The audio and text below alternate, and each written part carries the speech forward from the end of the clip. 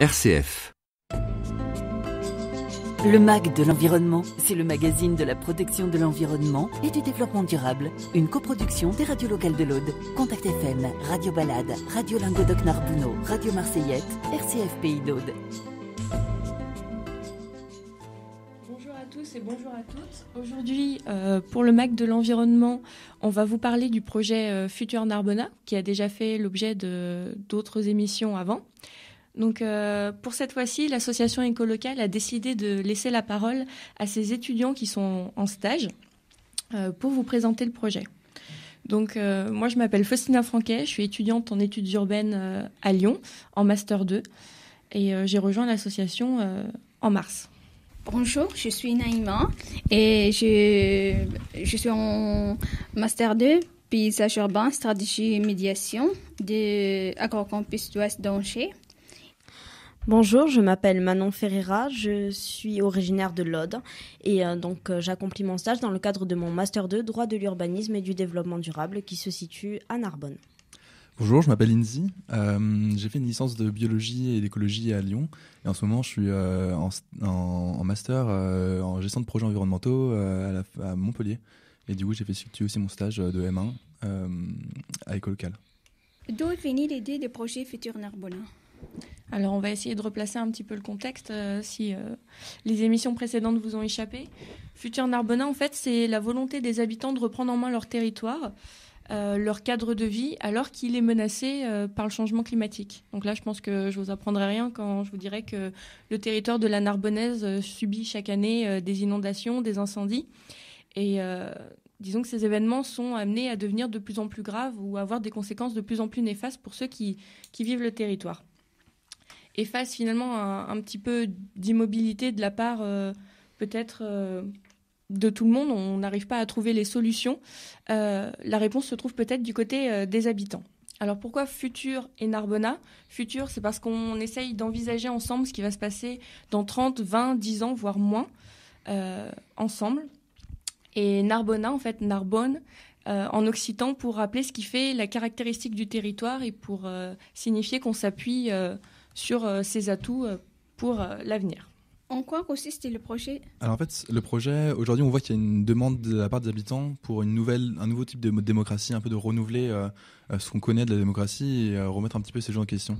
Et du coup, le projet Futur Narbona, c'est un peu un nouveau test. Comment est-ce qu'on peut se réapproprier la démocratie et comment est-ce que, par les habitants, on peut essayer de créer une nouvelle politique du territoire, un nouveau dynamisme et voilà. On parle de territoire de Narbonne, c'est quelque chose de très large. On essaie de pas vraiment le définir, de pas se limiter aux limites administratives, parce que on pense que l'habitant doit être au cœur du projet. Et on peut se sentir habitant du Narbonnais sans être forcément résident de Narbonne. Et du coup, on définit pas de limite administrative. On essaie d'être sur le plus grand territoire possible. Aujourd'hui, ce qu'on essaie de faire, le projet, il consiste à essayer de redonner en fait la capacité d'agir aux habitants. Et la première partie, c'est essayer de faire rendre compte aux habitants qui sont dans la capacité de mener des projets de territoire et qui peuvent lancer des initiatives pour le développement de leur territoire. Voilà. Du coup, quel est l'objectif, Manon ? Alors, l'objectif du projet, c'est vraiment d'envisager ensemble les scénarios souhaitables face à ceux catastrophiques promis par le dérèglement climatique. Donc en fait, on est très présent sur le terrain pour recueillir un petit peu les vœux, les souhaits, pour voir un petit peu les initiatives déjà prises par les habitants, pour regrouper tout ça, le recueillir. Et en fait, on va pas du tout même l'analyser. On n'est pas là pour analyser les choses. On est là pour transmettre à d'autres habitants, pour qu'ils puissent travailler sur ce qui a été déjà dit, pour créer du lien tout simplement entre habitants. Je pense que c'est le plus important, créer du lien entre habitants. Donc c'est vraiment l'objectif du projet. Et donc, in fine, nous, ce qu'on souhaiterait mettre en place, c'est un schéma de cohérence territoriale co-construit habitant. Donc en fait, on reprend le schéma de cohérence territoriale qui existe déjà, qui est plus ou moins géré, qui est même tout à fait géré par les élus. Donc, par exemple, pour le territoire du Narbonnais, c'est le Grand Narbonne qui en a la charge. Et nous, en fait, ce qu'on voudrait, c'est créer un schéma de cohérence territoriale co-construit, habitant, c'est-à-dire qu'on met les habitants au cœur de ce document d'urbanisme.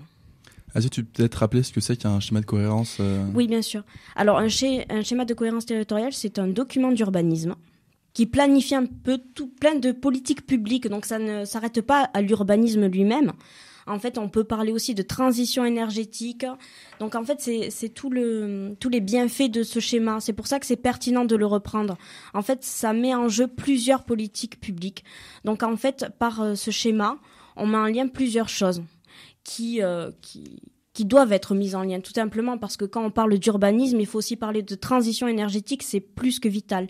Donc voilà, d'où la pertinence de reprendre ce schéma et le reprendre avec les habitants, pour les habitants et par les habitants. Du coup, maintenant qu'on a dit tout ça, donc ça c'est l'essence du projet, c'est ce qui a permis sa naissance et puis sa continuité jusqu'à maintenant. La vraie question c'est où est-ce qu'on en est ? Surtout, nous on vient d'arriver cette année, c'est la première année que l'association écolocale a pu prendre des stagiaires à temps plein et on est 4, donc ça a offert un réel dynamisme à l'association. Donc où en sommes-nous ? Où sommes-nous ?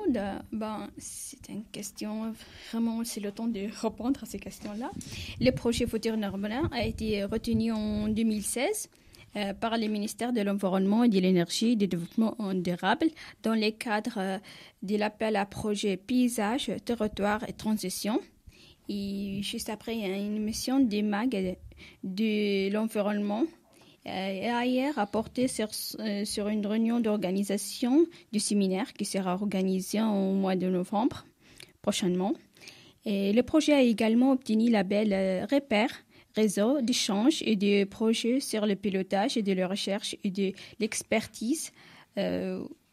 Et aussi, avec notre arrivée, depuis le mois de mars jusqu'à maintenant, on a fait à la fin du mois d'avril jusqu'au début. On va même aller jusqu'au début du mois de juin, des rencontres sur le terrain. On a envisagé de faire 4 communes, peut-être on sera plus. Et le projet permet de rencontrer des habitants et de créer les liens des binômes habitants-étudiants et pour programmer à la fin une rencontre à grande échelle avec les habitants. Et ce sera une organisation pour inviter à venir exprimer sur l'engagement dans les territoires de la Narbonnaise. On termine notre mission. Que faisons-nous concrètement, Lindsay ? Alors en fait, ce qu'on essaie de faire, c'est la première partie, c'est essayer de trouver du commun entre les habitants. Quelles sont les thématiques que chaque habitant porte au fond de lui, et quelles sont ces thématiques en fait justement qui peuvent un petit peu amener les habitants à travailler ensemble. Parce que comme on a dit plus tôt, ce qu'on veut faire, c'est amener les habitants à créer ensemble un projet de territoire. Et notre première mission, c'est de trouver comment mobiliser les habitants. Alors pour ce faire, on fait beaucoup de travail de terrain. C'est-à-dire qu'on va on va directement dans les villes et les villages, Narbonne, Gruissant, Moussan, etc. Et on essaye de faire des enquêtes notamment et des entretiens sur des thématiques comme le paysage, comme le ressenti, les problématiques locales, le sentiment face au changement climatique, les endroits un petit peu emblématiques du territoire.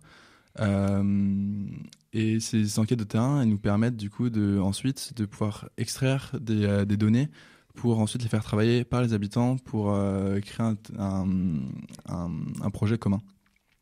Donc on fait plusieurs formes, on fait soit des entretiens ou des enquêtes. On a mis en place une cartographie participative où chaque habitant pouvait pointer les endroits positifs et les endroits négatifs de leur territoire, tout en émettant des propositions, des envies. On va réaliser un petit jeu de terrain en fait qui s'appelle Moi habitant. C'est pour exprimer en fait ses souhaits. Qu'est-ce que je ferais si j'avais une baguette magique pour mon territoire? Du coup, on va essayer de faire une sorte de vidéo avec ça. Et une fois qu'on a fait qu'on a réalisé tous ces entretiens, On organisera des ateliers de recherche action participative, des ateliers RAP, qui vont permettre en fait dans un premier temps de rassembler les habitants autour de certaines thématiques qui leur sont chères, comme par exemple le canal de la robine. Ensuite, le deuxième objectif, ce sera d'émettre des propositions pour améliorer ou pour mettre en avant certaines choses. Et la dernière partie, ce sera de voir comment est-ce qu'on peut passer de l'idée de projet à une idée concrète. Comment est-ce qu'on en sort à une fiche action et comment on peut mettre une vraie dynamique et créer des vrais projets. Je veux juste savoir quelle est la place des habitants dans ce projet. La place des habitants, on répète ce mot depuis le début de l'émission, habitants. Finalement, qu'est-ce qu'un habitant ? Donc certes, il est placé au cœur du projet, mais on ne peut pas résumer des milliers de personnes différentes à un seul terme, habitant. Nous, on essaye d'aller voir tout le monde et on est convaincu que tout le monde, d'une certaine manière, est engagé. C'est-à-dire que ce soit choisir tel ou tel mode de déplacement, manger local, manger bio, donner 1 heure de son temps pour une association de quartier ou même une association culturelle ou sportive, même avoir des idées est un engagement. Et ce qu'on perçoit aussi, surtout quand on est sur le terrain, c'est que finalement les enjeux écologiques ou environnementaux paraissent très éloignés de nos réalités quotidiennes. Comment aller voir un habitant finalement qui est beaucoup plus touché par la précarité ou par le chômage par exemple et lui parler d'écologie. Nous, ce qu'on essaye de montrer, c'est que finalement l'écologie, l'environnement, le développement durable, ça touche tous les aspects de la vie. Pas seulement la nature, pas seulement l'avancée de la mer, ça touche aussi nos conditions de vie. Pour toucher les habitants, donc on a le contact direct sur le terrain, on va les aborder, on va leur parler. Et aussi, ce qu'on a, c'est comme interlocuteur privilégié, c'est les associations. Donc on est notamment en dialogue avec les forums citoyens, des associations comme le Club UNESCO des Terres de l'Aude, donc là qui est très porté sur l'écologie, ou sinon le Club des Ladies, qui est une association de solidarité féminine. Et quelle est la place des élus alors ? Alors, la place des élus, moi, je les vois surtout, avant tout, comme habitants d'un territoire. Donc, ils sont les bienvenus. On ne fait pas de discrimination de catégorie socio-professionnelle, quoi. Tout le monde est le bienvenu, quel que soit son emploi, quel que soit son métier. Donc, les politiques également. Il n'y a aucun problème avec ça. Et alors après, lorsque je les vois en tant qu'élus, moi, je voudrais dire tout d'abord que l'association écolocale, le projet Futur Narbona, n'est pas sous tutelle politique.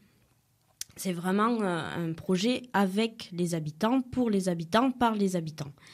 Moi, ce que je pense qui serait peut-être le plus pertinent, c'est de travailler en collaboration en fait avec les élus. Voilà, sur certains points, par exemple, lors de la Semaine européenne du développement durable, la mairie nous a conviés à participer, donc c'est assez bien, un soutien, partager aussi quelque chose, parce que par exemple dans le cadre du schéma de cohérence territoriale co-construit habitant, je pense que c'est toujours bien pour les élus de savoir ce que souhaitent les habitants d'un territoire. Comment communiquons-nous ? Alors déjà, on peut nous joindre via les réseaux sociaux, donc notamment Facebook avec la page Futur Narbona qui est mise à jour régulièrement. Et aussi par mail, alors c'est contact@narbona.org.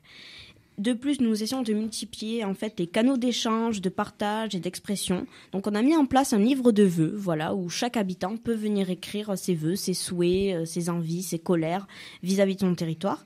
Donc actuellement, il est à l'association Club UNESCO Terres de l'Aude. Donc voilà, vous pouvez toujours vous y rendre. Donc c'est à Narbonne pour écrire sur ce fameux livre. Également, vous pouvez nous rencontrer sur 2 grandes dates. La première durant la Semaine européenne de développement durable organisée par la mairie de Narbonne entre le 29 mai jusqu'à le 4 juin sur Toroa-Ton et du jeudi 1er jusqu'à 3 juin. Le vendredi, on sera au Palais du Travail à Narbonne et le 3 juin, le samedi, on sera à Narbonne-Plage. Voilà. Et les derniers et les grands événements qui sera organisé pour les habitants le 1er juillet, on vous invite à venir et exprimer sur votre engagement dans votre territoire, la Narbonnaise. Voilà. Merci de nous avoir écoutés. En tout cas, l'association compte sur vous pour vous engager dans le projet. Si vous avez des envies, des désirs, on est là pour vous écouter et pour vous aider. N'hésitez pas à venir vendredi, on aura besoin de vous au Palais du Travail justement pour faire ces ateliers de recherche action participative et imaginer ensemble le territoire de demain. C'était Le MAC de l'environnement, le magazine de la protection de l'environnement et du développement durable. Une coproduction des radios locales de l'Aude, Contact FM, Radio Balade, Radio Languedoc Narbonneau, Radio Marseillette, RCF Pays d'Aude.